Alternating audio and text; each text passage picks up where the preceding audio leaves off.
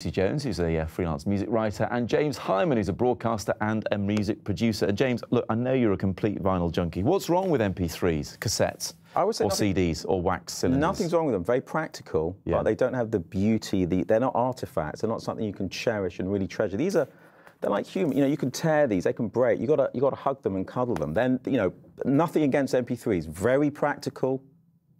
Nothing beats a tangible product. Played right, they sound better. Arguably.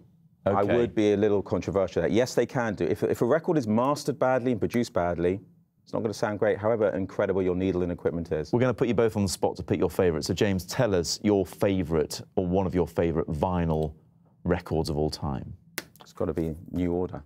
Yeah. It doesn't say that on the front, though, does it? No, it's very scrappy, but again, I've cherished this. Apparently, the myth goes that this was so expensive to produce, it lost money, yet it became one of the biggest selling 12 inches of all time. But I love it. It connotes a lot of stuff. It's almost as powerful as a photograph when you have a record, that you can remember the times, what you were doing, what you were wearing, what was going on, the television, everything floods back, I think, from a record. Not so much with an MP3. And Blue Monday is a fantastic tune. Remember that from my youth. The thing is, Lucy, is it just fetishistic collectors like our man over here that are keeping this industry buoyant?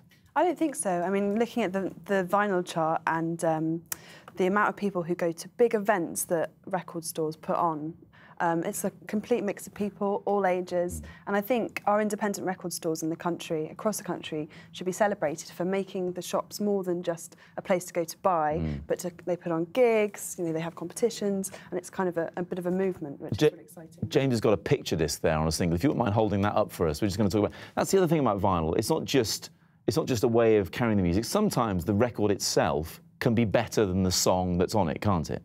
Yeah, exactly. And I think the slight resurgence of vinyl at the moment shows us that people are still interested in the album as an art form. One of my favourite records is Ariel by Kate Bush, which is just a beautifully crafted album. It's kind of definitely two halves of one whole, you know, and it deserves to be listened to all the way through, kind of having the crackle of the needle and kind of sitting there taking it in. It's a warmer experience, exactly, right? Yeah. I mean, she's resurgent in her own way, of course, Kate Bush. Museums and galleries as well. I mean, today it was announced at Somerset House, the Jam and Paul Weller having an exhibition, you know, retrospective of all their work. One of the key artefacts in that exhibition is Paul Weller's collection, curated by his mum. I went to the Barbican yesterday. There was a brilliant thing on obsessive collectors and artists and what they collected. Dr. Lacra, a Mexican, incredible artist, was a whole wall of vinyl sleeves. It's funny you mentioned Paul Weller, because this chart of the best-selling singles of the first quarter of this year, his is the only double A-side. Say double A-side to a 16-year-old now, they have no idea what you're talking about. Yeah. Obviously, it's two songs on the same single. It's funny that, as your favourites there, you both picked classics, because if we look at the top sellers of this year, number one is David Bowie, Life on Mars. Number two is Love Me Do by the Beatles. I mean, when are these songs going to die, if ever? Heritage acts. And it's interesting, if you look at the newer acts as well in that top 10, like The War on Drugs and Peace, great records, but quite an old-school sound, quite kind of nostalgic rock music, which is interesting. I think one of the maybe slightly worrying things about the vinyl resurgence is that the pressing plants are slightly being kind of co-opted by the major labels. Okay, because it's cool now. Exactly, and there are independent artists who kind of make their bread and butter through selling records at their gigs. There's a bit of a worry that, you know, is there going to be enough of this old machinery to kind of go around if the bigger artists are kind of cashing in on it? Well, if you are short of records, just go around to James' house, because you've got finally how many records? Currently pruned down from 50,000, about 35,000.